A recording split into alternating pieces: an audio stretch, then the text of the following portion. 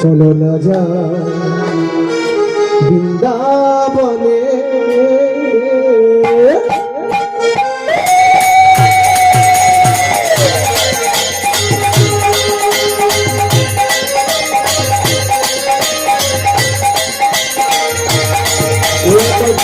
বলে বাহু তুলে চলো না যাই বৃন্দাবনে, চলো না যাই বৃন্দাবনে। আচ্ছা মা, বৃন্দাবনে গেলে কি হয়? আস্তে বাবা, আস্তে আস্তে। তারপর বৃন্দাবনে গেলে কি হয় গো বাবা? আমি কোথায় এসেছি মা? বৃন্দাবন। তাহলে বৃন্দাবনে যে এসেছি, এলে কি হয়? কি হয়েছে আমাদের? বলুন। রাধা কৃষ্ণের চরণ তো দেখতে পাবো। তাহলে বৃন্দাবনে গেলে কি হয়? রঘুনাথ বলে হেললেন, শোনো, মনের জ্বালা দূরে থাকে, হৃদয়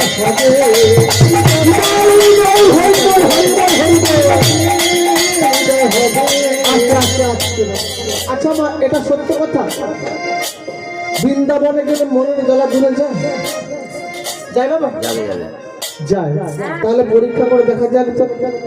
আমার সঙ্গে বলুন সবাই মিলে, বলিয়ে প্রেমময়ী রাধা রানী কি।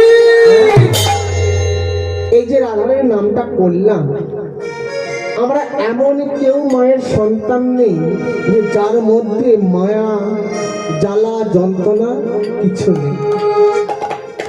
জ্বালা যন্ত্রণা প্রত্যেকটি মানুষের মধ্যে আছে। আমি কীর্তনিয়া বলে আমার জ্বালা নেই, আমার কিন্তু বেশি জ্বালা আপনাদের। এই যেমন ধরুন বাবুর বাড়িতে গান করতে আসুন, আমি আমার ছেলেকে ফোন করছি, বাবা কোথায় রে? বলছে বাবা আমি রাস্তাতে বেরোচ্ছি, আদৌ পরে পরে ঘুমাচ্ছি। আমি আমার গুরুদেবকে ফোন করছি, বাবা তুমি কোথায়? বলছে কেন? আমি এক্ষুনি স্নান টান করে রেডি হচ্ছি, মাঠে কফি কাটছি। আমি আমার ভাইকে ফোন করলাম, ভাই তুমি কোথায়? বলে চিন্তা করো দাদা, আমি ঘর থেকে বেরোচ্ছি, তখন বাগনানের স্টেশনে বসে আছি। আমার মাস্টার মশাইকে বলছি, বাবু তুমি কোথায়? বলছে প্রভু তুমি চলে যাও, চিন্তা করতে হবে না, আমি একটা লিক সেরেই চলে যাচ্ছি। কোথায়? ও অন্য জায়গায় কীর্তন করতে গেছে। তাহলে ভাবুন, এই এতগুলো জ্বালা আমি একটা জিনিস, একটা মানুষ সহ্য করবো কি করে?